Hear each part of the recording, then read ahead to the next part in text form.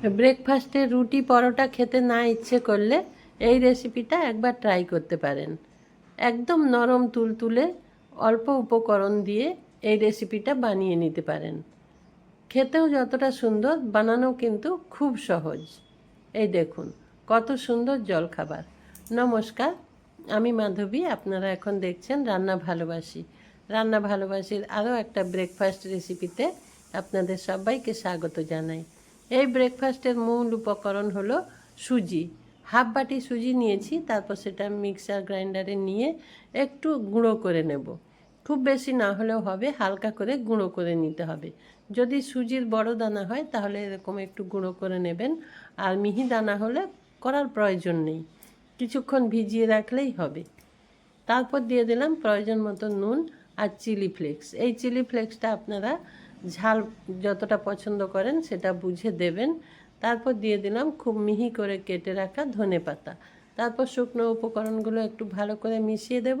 মিশিয়ে দেওয়ার পর অল্প অল্প জল দিয়ে একটা ব্যাটার বানিয়ে নেব। দেখুন এখানে রুম টেম্পারেচারের জলই দিচ্ছি, দিয়ে এটা ভালো করে একটা ব্যাটার বানিয়ে নেব।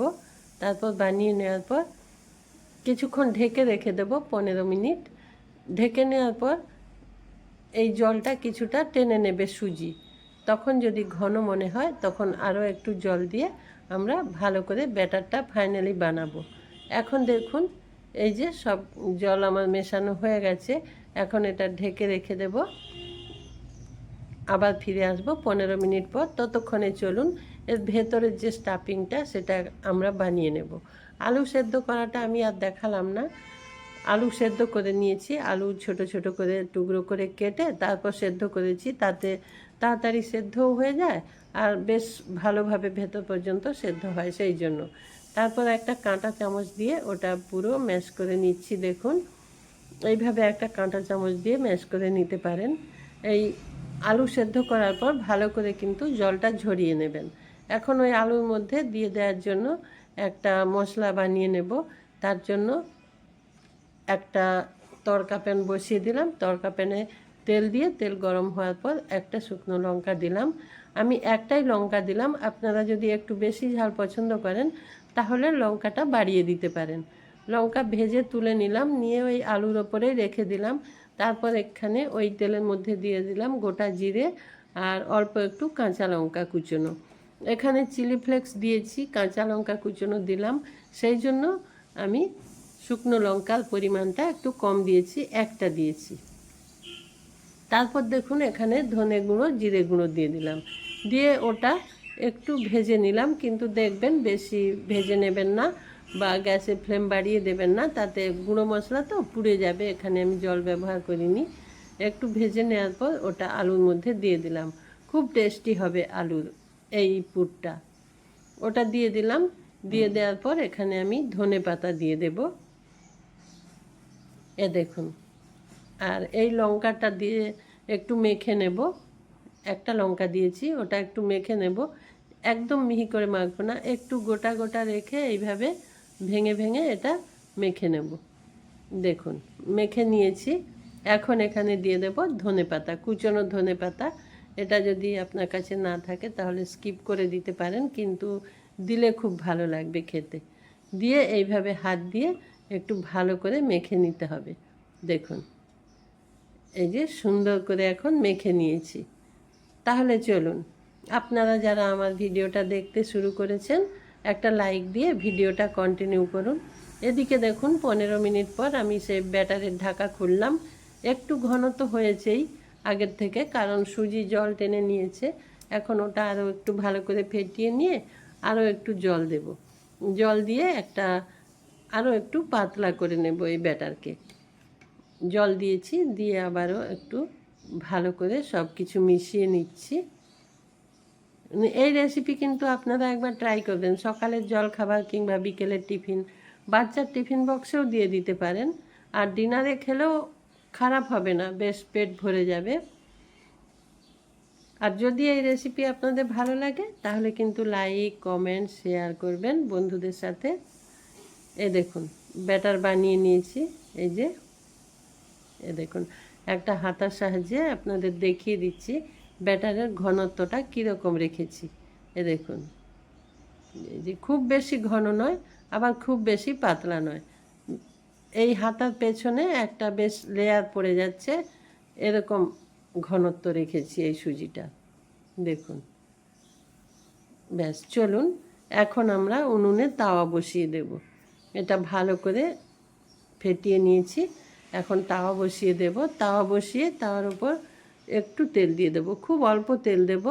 তাওয়া গরম করে নিয়েছি, তারপর তেল দিয়ে ব্রাশের সাহায্যে পুরো তাওয়ার মধ্যে তেলটা এইভাবে ছড়িয়ে দেব। আরও অল্প তেল দিতে পারেন, কিন্তু আমি একটু দিয়েছি তেল, তাতে বেশ ভালোভাবে উঠে আসবে। না তেল দিলেও ভালোভাবে উঠে আসবে, কিন্তু তেলটা একটু দিলাম। আর বারবার আপনি তেল নাও দিতে পারেন, একবার তেল দিয়ে প্রত্যেকবার যদি এটা এইভাবে ব্যাটারটা দিয়ে দেন, খুব সহজেই কিন্তু এটা উঠে আসবে, কোনো সমস্যা হবে না। এ দেখুন দিয়েছি, দেওয়ার পর এই ধারটা একটু ফাঁকা ছিল, আরও একটু দিয়ে দিলাম। দেওয়ার পর যখন দেখব ওপরের দিকটা কালার চেঞ্জ হয়ে গেছে, দেখলেই বোঝা যাবে বেশ কালার চেঞ্জ হয়ে গেছে, ওপরের দিকটা প্রায় কুক হয়ে গেছে, তখন একটা চামচের সাহায্যে এইভাবে ওই আলুর পুরটা নিয়ে মাঝখান বরাবর একটু ছড়িয়ে এটা দিয়ে দেবেন। এ দেখুন, এটা একটা স্প্যাচুলা দিয়ে বেশ একটু চেপে চেপে দিলে এটা ভালো দেয়া হয়, সেই জন্য আমি একটা স্প্যাচুলা নিয়ে আসলাম। এসে দেখুন এইভাবে যদি চেপে চেপে দিই, এটা আরও বেশি ভালো হবে। দেখুন, এই যে দিয়ে দিলাম, এখন এটা চারিদিক থেকে এটা এইভাবে মুড়িয়ে দেব। দেখুন, সুন্দর হয়েছে না? এ দেখুন, আরও একটা স্প্যাচুলা নিলাম, নিয়ে এইভাবে এটা চারিদিকের অংশগুলো ওপর দিকে তুলে একটা চৌকো বানিয়ে নিলাম। এ দেখুন, এখন উল্টো দিকটা একবার উল্টে একটু ভেজে নেব, তারপর এটা রেডি হয়ে যাবে। এই যে উল্টে দিলাম। বাচ্চারা এই খাবারগুলো খুব ভালোবাসে, ভেতরে যেহেতু আলুর স্টাফিং আছে, সেটা বেশ মুখরোচক লাগবে খেতে। ওদেরকে সকালে খাওয়ানোর কোনো সমস্যা হবে না, দিলেই ওরা নিজে থেকে এটা খেয়ে নেবে। দেখুন, একটা হয়ে গেল, আবারও একটা রেডি করার জন্য খুব সামান্য পরিমাণে আবারও তেল দিলাম। এই যে বললাম, তেল কিন্তু আর না দিলেও হবে, কিন্তু একটু আমি তেল দিচ্ছি, তাতে খেতে আরও একটু ভালো লাগবে আর কি। এই দেখুন, আবারও এক হাতা দিয়ে দিলাম, দিয়ে এইভাবে তাওয়াটা ঘুরিয়ে একটু ছড়িয়ে দেবেন গোল করে। এই দিকটা ফাঁকা ছিল, আবারও একটু দিয়ে দিলাম। এই জিনিসটা একটু বড় করে তৈরি করলে ভালো হয় আর কি, চারিদিক থেকে মুড়িয়ে নেওয়াটা খুব সহজ হয়, সেই জন্য আমি সাইড থেকে আরও একটু দিয়ে দিয়েছি। এ দেখুন, আবারও স্প্যাচুলার সাহায্যে আলুটা দিয়ে দিচ্ছি। এই যে দিয়ে দিলাম, দিয়ে আবারও চারিদিক থেকে এটা মুড়িয়ে দেব। আর মোড়ানোর সময় যদি মাঝে একটু ফাঁকা থেকেও যায়, সেই জায়গায় অল্প একটু ব্যাটার দিয়ে দেবেন, তাতে কিন্তু ঠিকঠাক একদম হয়ে যাবে, সিল হয়ে যাবে আর কি ভেতরের স্টাফিং। এ দেখুন, এই তো আবার এদিক থেকে দুই দিক থেকে মুড়িয়ে দিলাম। এ দেখুন, বলতে বলতে আমার বেশ এটা একটু ফাঁকাই থেকে যাচ্ছে। এই যে ফুটো হয়ে গেল স্প্যাচুলা দিয়ে, এটা তুলতে গিয়ে এতটাই নরম জিনিসটা। দেখুন, স্প্যাচুলার কোনাটা লাগলো আর ফুটো হয়ে গেল, ওই জায়গায় আমি একটু ব্যাটার দিয়ে দিচ্ছি, তাহলে বেশ আর ফাঁকা থাকবে না, দেখতে ভালো লাগবে। এই যে ব্যাস দিয়ে দিলাম, দিয়ে একটু উল্টে ওই জায়গাটা ভালো করে কুক করে নেব। এই তো, তারপর এটা তুলে নেব। এটা হয়ে গেছে, তুলে নিচ্ছি। এক এক করে এগুলো সবগুলো রেডি করে নেব।